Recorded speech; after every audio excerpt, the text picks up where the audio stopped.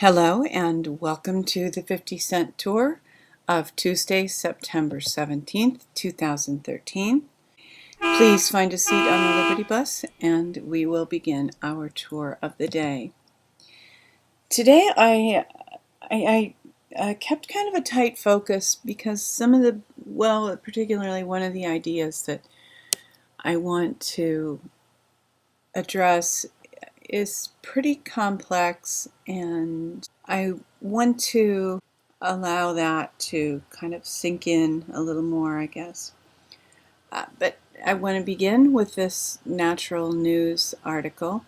Federal government routinely hires internet trolls, shills, to monitor chat rooms, disrupt article comment sections.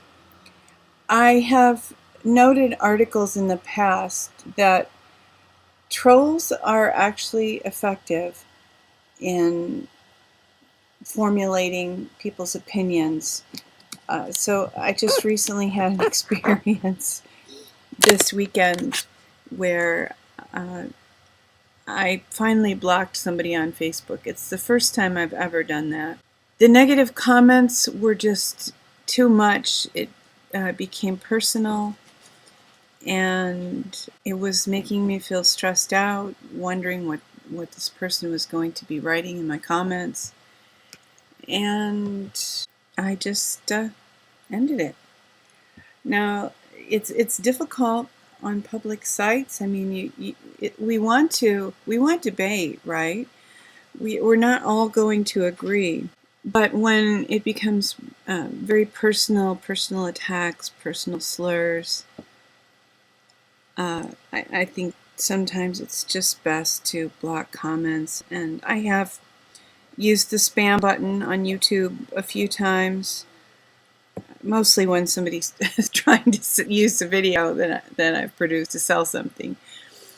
But it's obvious, especially on a video that we did about smart meters a couple years ago now, it's so obvious that the guys who post negative comments are trolls. I mean, some of them even say that they work for companies that are installing smart meters. They're actually computer programs that can generate comments, and I think we need to be aware of that. I just have one article about what happened in the Navy Yard shooting yesterday. DC Democrat Navy Yard shooting due to guns loose in society. This is from InfoWars. We're getting the typical stories here that come whenever there is a public shooting like this. There's it reopens the debate and the insistence by people like this lady and others who want to control, ban, whatever guns. Moot point in this case, because the shooter had security clearance. He was able to access weapons on the base, evidently, and it just doesn't apply in this case. But it doesn't matter. It's a good excuse, just diversion. And another issue here is that he had PTSD, which means that the shooter had PTSD, which means that he very likely was on SSRIs. So, as I said, it's the same issues that come up whenever there's a mass shooting. And I do extend sympathy to the families who have suffered loss. There is no way for most of us to understand that kind of loss. And it's unfortunate that their loss becomes a political statement, but that's exactly what happens. Now I want to move into the little more depth. This was the ideas that I want to focus on, that I don't want to muddy the water with a whole lot of other issues today, because these ideas are not easy to process. Benjamin Fulford's blog for this week. P2 Freemasons want Pope Francis to be new M1, the controller of money. It appears that there is going to be a global financial reset, global currency reset. There are struggles going on at this time to determine who is going to be in charge of that, who's going to control the purse strings once the change comes about. And that was Benjamin Fulford's main topic for the week in his blog.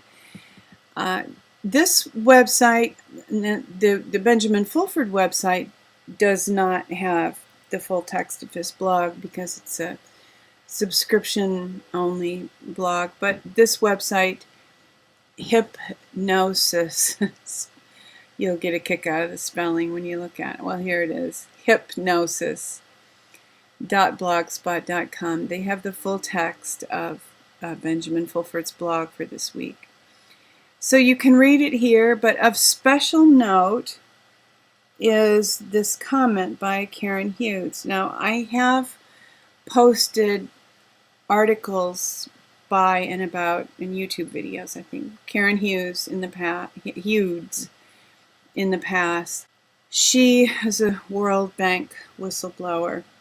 This is her response to Benjamin Fulford's blog, and I'm going to read her corrected response. The Vatican Chinese banksters you are pushing, and by you she means Benjamin, is not in the cards. Instead, what is happening is that the U.S., through a grassroots movement assisted by local sheriffs, U.S. Marshals, in collaboration with the White Hats in the Pentagon and the rest of the U.S.'s allies, are calling for the rule of law. It is this framework that will be calling the shots. There was a 95% likelihood that this would happen ever since the World Bank whistleblowers got through to the UK Parliament. This article explains, and I have the article here, which Karen Hudes stated explains, and the article is titled World Bank, a Security Risk to the World Order. I don't even really want to comment a whole lot on any of this because, to be perfectly honest, I don't understand it all well enough to have an opinion that I can express. So I'm bringing it here, and I'm keeping the tour short today, and I'm hoping that maybe you'll spend some time taking this apart for yourselves. And maybe you can write some comments and explain it all to me, okay? And I have another article that I wanted to accompany the others. This article is from People for Peace, Justice, and Healing, and it is titled Petrodollar Theories of the War. And I'm really not going to get into this at all. But for anyone who wants to understand what forces are impacting our world, I mean, we know there's the cabal, we know there's the Rockefellers, the Rothschilds, the Queen, the Pope, the Bushes, some of these, the family, the 13 families of the Illuminati. It's unclear sometimes because they're all secretive exactly how they fit together. And I think that what Karen Hudes is calling into question is some of what Benjamin Fulford wrote, some of the factions that are struggling for dominance are still in that category of being a little too secret to be fully understood. So why would the rest of the world trust them to run the world? And I had a conversation with somebody this morning who understands all this far better than I do. And I said, well, what about BRICS? I think that I would like to see BRICS be the ones who have the upper hand. But the person I was speaking with replied that BRICS is strongly under the influence of China, and the China that influences BRICS is not necessarily, the legendary mythological 500-year-old grandfathers who carry the wisdom. It's communist China, and most of us are aware that the globalists have wanted to break the U.S. by moving our industry to China and other means, of course. So as I said, the whole thing is very complex. But if indeed Karen Hudes is correct, and it is a group of Americans and allies who are going to take the lead, it is reassuring for this one reason. She is stating that what they're doing, they will do under the rule of law. And when we have an objective standard, and common law is probably the ideal one, when we have an objective standard that can be applied to human behavior, government, governing, living together becomes a lot more workable. So I'll leave you to chew on that. I do have a couple of articles. I just wanted to mention foreclosure fraud. For some reason, it was on my mind this morning. There's not a new article about it, but quite honestly, I was going for a walk, and I was thinking about foreclosure, the MERS scandal, mortgage fraud. When a house is foreclosed on, the bank gets to keep the initial down payment and all payments that have been made, interest and principal. I mean, you could see maybe them keeping the interest. Even that is highway robbery. But they get to keep the principal and the initial down payment as well. So the bank ends up with all of the value that that the person being foreclosed on has instilled into the house, the home, the property, and they keep the property. It's very, very unjust, and just as I said, for some reason it was on my mind this morning. So I just have a couple of articles that I found here. Multnomah County, Oregon, seeking $38 million from MERS and big banks, and this is dated several months ago, but February 9th, 2013. And I have another article. This anti-MERS decision is amazing. And this article was posted on July 5th, 2013. And both of these websites where I found these articles, I thought some people might find them interesting if you're struggling to hold on to a property. This is at least maybe a place to start. There's a lot of information out there. If you check if you just use Start Page and do a search, MERS fraud, you'll actually you'll have some returns, because I did, that are attorneys who help people fight these issues. But I didn't want to use those for the tour because they're selling something. I want to have something that's more neutral. But there are people out there with books and all sorts of information that you can get to apply if you find yourself in that situation. I have a couple of good news articles from Natural News. Avoid vaccines and use these top 4 natural remedies for flu prevention instead. So no need to be concerned about the flu shot and what might happen if you get one. Just take care of yourself. Here's another way to take care of yourself: eating traditional foods for longevity and overall wellness. And the article is about how traditional cultures always have a balanced diet. I mean, think about how different peoples eat in different parts of the world, and they always have the elements that they need to sustain life, and they've developed them they've developed, accessing them and eating them over generations and generations. And then when indigenous people have other food introduced, it kind of destroys their health.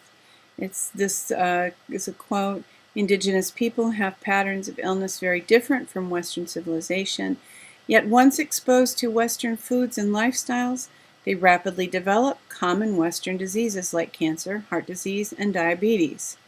This is the result of epigenetic changes in the expression of their genes that enabled these diseases to emerge." So there are some suggestions here, 10 ways to give yourselves the right information.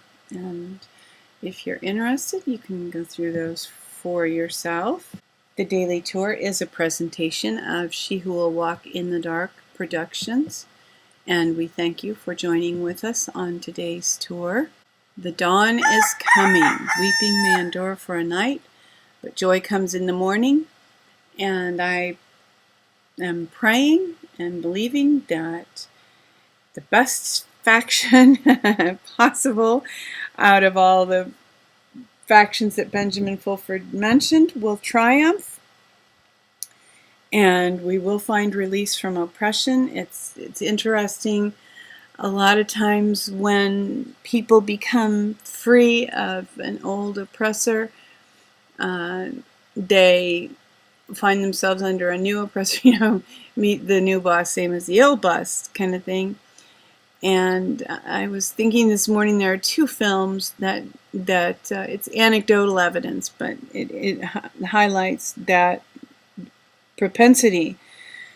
One is The Hunger Games. Yeah, it's not in the first movie that you've seen already, but if you've read the books, you know what I'm talking about. A new leader rises up, and there are issues. I'll just put it that way so as not to be a spoiler. And there's also a film called Land of the Blind, where one of the men who was imprisoned under the oppression is released to triumph and himself become the new oppressor.